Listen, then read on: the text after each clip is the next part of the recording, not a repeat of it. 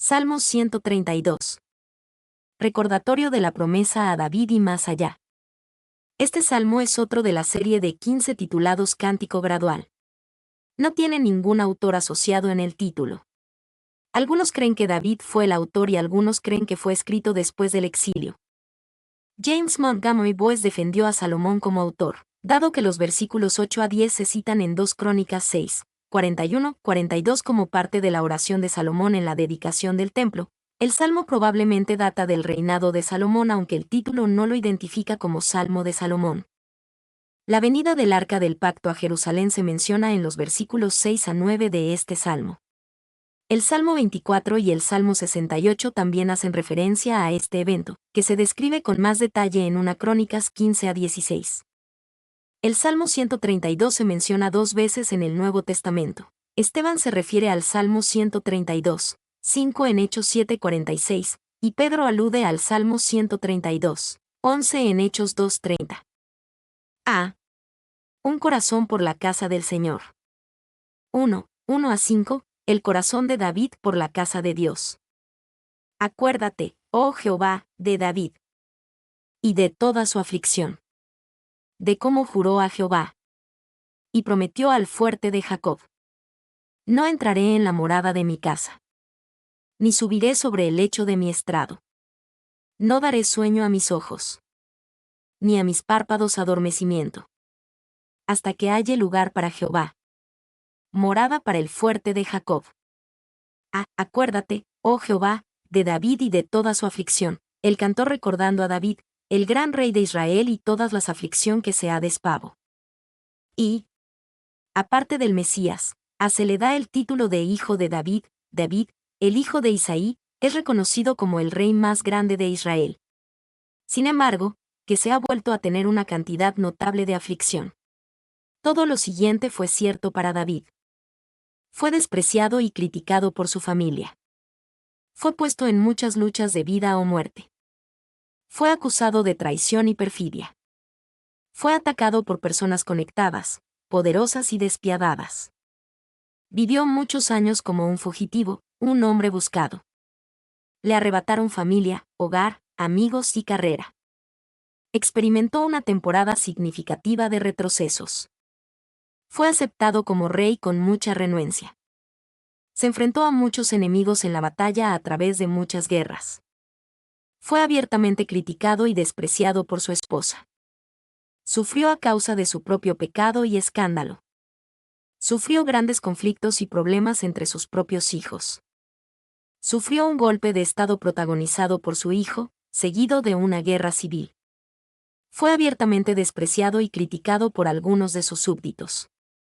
2. El salmista le pide a Dios que vea y se relee al David y de toda su aflicción. Y ora, Señor, considerar al hombre y considerar sus problemas. Que gogo de ellos mar olvidado o desperdiciado. 3. Las aflicciones de David siempre las sugieren las aflicciones de su más grande hijo, que Dios seré, acuerde de las aflicciones mucho más sufridas por nosotros por las Mesías en los días de su humillación, cuando a través de muchas tribulaciones, se ha desprendida nuestra redención, entró y en su gloria, esta es la preferida. En estas palabras, en nosotros, por nosotros cristianos. Orne. 4. El cristiano individual puede consolarse de que Dios recuerda toda la aflicción soportada para su gloria. Así, Dios todavía se inclina sobre las escenas de la obra de la vida de sus hijos. La capilla donde M.C. Chain suplicó a su congregación, la isla del Mar del Sur, donde un Williams derramó su sangre, los bosques oscuros en los que Branner luchaba por sus indios, el gran continente, donde un Moffat, un Livingston, un Annington trabajó o Aeroen. En Cuenco de David y todas sus aflicciones. Meyer. B. De juró a Jehová. El poeta le pide a Jehová que no sea dado al juramento específico que David le hizo. El juramento en sí no registrado está en 2 Samuel 7, pero el corazón detrás de esto se registró aquí. Y el programa de una vida tormentosa, bien podría haber dejado que se ha visto otra se curre de la obra. McLaren. C. Hasta que haya lugar para Jehová, morada para el fuerte de Jacob, David estaba absolutamente dedicado a edificar a Dios un templo, una morada. La dedicación de David a esto a tan severo completa que juró negarse a sí muchas comodidades de la vida hasta que el trabajo estaba terminado. Y, después de que David se construyó un hermoso palacio, se sintió culpable de que una mera representar tienda a la morada de Dios. David le pidió permiso a profeta Natán para construir el templo, y Natán dijo originalmente que sí. Poco después, Dios le dijo a Natán que David no le construiría un templo, pero que su hijo Sia. 2 Samuel 7. 2. David no construyó ese lugar para Jehová, pero sí lo halló. Encontramos en 1 Crónicas 16:43, que no bendijo, y por lo tanto no habitó su propia casa, hasta que llevó el arca a Sión, donde después se erigió el templo. Orne. 3. Dios excusó a David de su obligación de construir un templo. Sin embargo, Dios es tan tuvo complacido con el corazón de David que construyó una casa, una dinastía sobre la dinastía sobre Israel. 2 Samuel 7. 4. Envió que él ha actuado en todas las cosas de acuerdo con su juramento y voto, si Dios se ha lo permitido. Pero incluso después de que el Señor le dijo que Salomón, no él, debía construir la casa, él siguió mostrando su buena voluntad al recolectar tesoros y materiales para la construcción, por el resto de su vida. Clarke. V. La pasión de David nos habla al menos de dos. Debemos tener un impulso apasionado por disfrutar de la presencia de Dios en nuestras propias vidas, para que nuestro corazón sea verdaderamente su hogar. Debemos tener un impulso apasionado por la bendición y el beneficio de la casa de Dios, la comunidad de su pueblo. Deseo que este mismo celo se apodere de todos los cristianos. ¿Cuántos habitan en sus casas de techo ya la casa de Dios está desolada?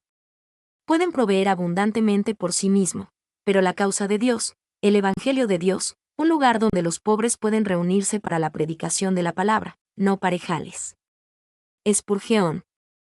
7. El fuerte de Jacob. La designación fuerte de Jacob se deriva de Génesis 49 horas y 24 minutos y significa la manera maravillosa en que el Señor protegido, guiado y bendecido a Jacob. El epíteto connota la gran fuerza del Señor como el guerrero divino. Van Gemeren. 2. 6-9. Nuestro corazón por la casa de Dios. He aquí en Efrata lo oímos.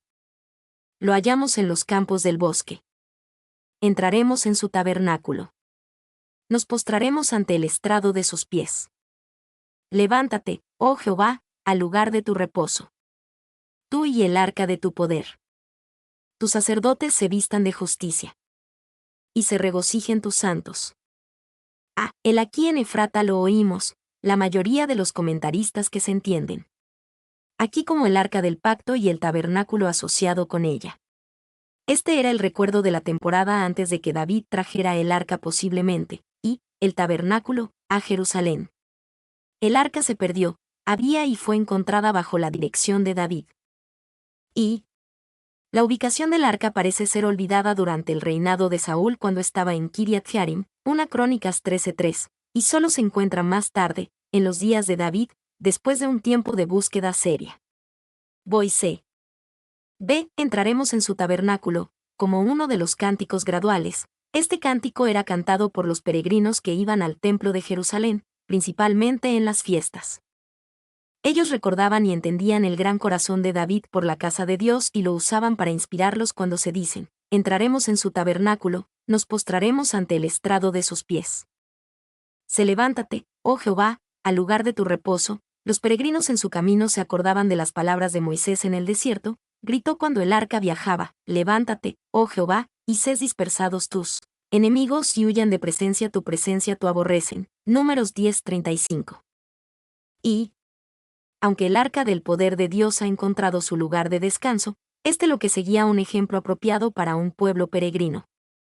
De tus sacerdotes se vistan de justicia. Cuando cantaban de la bondad y la gloria del templo de Dios, también se acordaban de la posición de sacerdotes sus. Era apropiado para ellos ser conocidos por la justicia en sus vidas, y esto que se regocijen tus santos. Y las vestiduras puras de los sacerdotes eran símbolos de un carácter inmaculado, propio de los ministros de un Dios santo. El salmista ora para que el símbolo representara verdaderamente la realidad interior. McLaren. 2. Cuando los siervos de Dios no están vestidos con justicia, el pueblo de Dios puede perder algo de su gozo. No hay señal más segura de la presencia de la gracia de Dios con un pueblo que un ministerio poderoso, revestido de pureza y san internacidad, representado por las vestiduras santas. Trapa. B. La promesa de la bendición de Dios. 1:10. Una oración por bendición sobre el Mesías. Por amor de David tu siervo. No vuelvas de tu ungido el rostro. Por amor de David tu siervo, Dios prometió que no se desprendía a los hijos de David. 2 Samuel 7, 14-16. Cuando el salmista ora esto, ora por el cumplimiento de una promesa que Dios ya ha hecho. Y por él son aceptados todos los lados ungidos en él. Dios bendijo a Salomón y a los reyes sucesivos por amor a David, y nos bendecirá a nosotros por amor a Jesús. Spurgeon. B. No vuelvas de tu ungido el rostro. El cantor pide que el favor de Dios nunca sea quitado de su ungido. Hay un sentido en el que cada rey de la línea de David era el ungido de Dios, pero esto apunta al ungido supremo. El Mesías mismo, Jesucristo. Esta es, última instancia, una oración para bendecir al Mesías de Dios, el ungido hijo de David. Y la oración ratificación a David por las designaciones especiales, tu siervo, Ebed, véase 27, 9, y tu ungido, Masia. CF 22, 84, 9, 89 horas y 20 minutos. Estas designaciones se aplican a David y a todos sus descendientes que fueron ungidos como reyes sobre Israel o Judá. Van Gemeren. 2, 11-12, la promesa de Dios a David. En verdad juró Jehová a David, y no se retractará de ello. De tu descendencia pondré sobre tu trono. Si tus hijos guardaren mi pacto y mi testimonio que yo les enseñaré, sus hijos también se sentarán sobre tu trono para siempre. En verdad juró Jehová a David. Antes, versículos 2, el cantor recordó cómo David hizo un juramento solemne a Dios.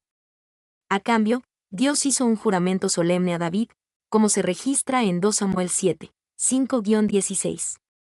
Dios nunca se retractará de semejante juramento. Y, definitivamente una conexión entre los dos juramentos. La promesa de Jehová de establecer una dinastía en Sión le fue hecha al hombre que se comprometió a proporcionar un tabernáculo para Dios en medio de la ciudad. Morgan. 2. La narración de Samuel relacionada con la promesa a David, 2 Sam 7, 12-16, no menciona un juramento. Aquí es una expresión poética de la certeza de la promesa de Dios para David. CF 89, 3, 35. Van Gemeren. B. De tu descendencia pondré sobre tu trono. El salmista recuerda las promesas que Dios le hizo hecho a David en 2 Samuel 7, 12-16. Estas son las promesas que Dios hizo con un jurado. Y, para siempre, esto fue condicional con respecto a la posteridad de David. Han sido expulsados del trono porque no guardaron el pacto del Señor, pero el verdadero David está en el trono. Clarke. 3, 13-15, la promesa de Dios para Sión. Porque Jehová ha elegido a Sión. La quiso por habitación para sí. Este es para siempre el lugar de mi reposo. Aquí habitaré, porque la he querido. Bendeciré abundantemente su provisión. A sus pobres saciaré de pan. Porque Jehová ha elegido a Sión, la conexión se establece entre la elección de David y sus descendientes y la elección de Dios de Jerusalén, Sión, como su lugar de habitación para sí, el lugar de su reposo. Y la Biblia se basa en hechos históricos. Personas reales, eventos y lugares reales. Dios se eligió el lugar de la tierra para que fuera el escenario en la que se exhibiera su drama de redención, y eligió a Sión. Su morada no está restringida de ninguna manera a Jerusalén y a la tierra de Israel, pero es significativo que este fuera el lugar de su reposo. 2. Jehová ha elegido a Sión. La respuesta humana fue demasiado a menudo cínica, tratando la elección de Dios como algo para ser explotado, un refugio contra su juicio, Jer. 7. Especialmente los versículos 8-15, o un activo para ser comercializado, Mat. 21-12 y Sig. Kidner. B. Este es para siempre el lugar de mi reposo. Una vez que el arca del pacto entrara en Jerusalén, no ha ardo más viajes para el tabernáculo. El tabernáculo, el templo, El altar y el arca nunca descansarían en otro lugar que no fuera Jerusalén. Y este es el gozo de nuestras almas, ciertamente descansamos en Dios, y nuestro deseo es morar en Él. Este también es el final de nuestros temores por la Iglesia de Dios. Si el Señor ha habitado en ella, no es conmovida. Si el Señor la desea, el diablo no puede destruirla. Spurgeon. 2. En cierto sentido, esta sección del Salmo toma las peticiones anteriores y la respuesta más allá de toda expectativa. El pueblo le pedido había a Dios que fuera su lugar de descanso cuando el arca se coloque a Jerusalén. Dios dice que se sentará entronizado. Ellos pidieron justicia para los sacerdotes. Dios promete vestir a los sacerdotes con la salvación, que es un elogio alcalde. El pueblo pidió que los santos pudieran cantar de alegría. Dios promete que cantarán de gozo siempre. Boise. 3. Las promesas divinas enseñan la gran verdad de que Dios sobreresponde nuestros deseos y avergüenza la pobreza de nuestras peticiones con la riqueza de sus dones. Y es capaz de hacer más de lo que pedimos o pensamos. Maclaren. Se bendeciré abundantemente su provisión. Dios prometió tener una bendición material especial sobre Jerusalén e Israel, especialmente parte de las bendiciones por obediencia relacionadas con el pacto mosaico. Deuteronomio 7:13, 28, 8-12. Y abasteceré en hago decir a Jerusalén y a todos los que viven en ella o acuden a ella para adorar, no en vano buscarán mi rostro. Pole. 2. A sus pobres saciaré de pan, no les prometeré golosinas, suficiencia, pero no superfluidad, pueden ser pobres, pero no desamparados. Trapa. 3. El obispo George Horne, escribiendo en el siglo XVI, hizo una observación interesante sobre esta promesa. Qué espantoso reverso de todo esto en la que se vemos en el estado real de la vez gloriosa, pero ahora desolada, Jerusalén. 4. 16-18, la promesa de Dios para sus siervos. Asimismo vestiré de salvación a sus sacerdotes. Y sus santos darán voces de júbilo. Allí haré retoñar el poder de David. He dispuesto lámpara a mi ungido. A sus enemigos vestiré de confusión. Más sobre él florecerá su corona. Al ver conocer de salvación a sus sacerdotes, anteriormente en las vers 9, el cantor oró para que los sacerdotes se vistieran de justicia. Ahora declara una promesa de Dios de que también tiene en cuenta de salvación a sus sacerdotes. Y, cuando los que sirven representantes como Dios están revestidos de salvación, el pueblo de Dios dará voces de júbilo. Ve, allí haré retoñar el poder de David. He dispuesto a mi lámpara ungido. Jerusalén era el lugar donde retoñaría la fuerza prometida a David y sus descendientes. Dios ha sido una luz, una lámpara, para su Mesías, el ungido supremo. Y los tres términos, poder lámpara, corona y corona, apenas se reencuentra, con sus evidentes implicaciones de fuerza, claridad y dignidad real. Pero tiene en cuenta que la palabra usada para corona, la misma que para la mitra del sumo sacerdote, llama la atención sobre el hecho de que simboliza la tipificación san del rey. No solo el poder, sino la santidad, es la gloria de este rey, de nuestro rey. Niño. 2. Haré retoñar el poder de David. Nota del traductor. La versión original de este comentario se basa en el texto de la NKJV, donde en el lugar en el que se utiliza de la palabra, o literalmente cuerno, una metáfora tomada de estas justas criaturas, como los siervos, y sus similares, más belleza y fuerza que consiste en sus cuernos, cuando ni se ramifican. Playfair, citado en Spurgeon. 3. La lámpara, un sucesor o sucesión que continuará para siempre en su familia, como se expone esta frase, un Reyes 11:36, 15:4, y particularmente una luz eminente y gloriosa, asable, el Mesías, que saldrá de sus lomos, y revivirá y engrandecerá a su reino. Pole. 4. Que este verículo se mire místicamente a Cristo, los judíos confiesan. Así dados el rabino Saadia, la lámpara es el rey, que ilumina a las naciones, y Kimchi, el cuerno de David, es el Mesías. Orne. C. A sus enemigos dice quitos de confusión. Todos y cada uno de los que se oponen a las Mesías de Dios terminarán en confusión, pero sobre el ungido florecerá su corona. Su reinado prosperará y durará para siempre. Y no se olvide si su vergüenza, Esta cubrirá, Dios vestirá con ella para siempre, y será su vestido de convicto por toda la eternidad. Spurgeon. Mi nombre es Demim. Soy tu asistente personal. Mi sitio en internet es demim.es.tl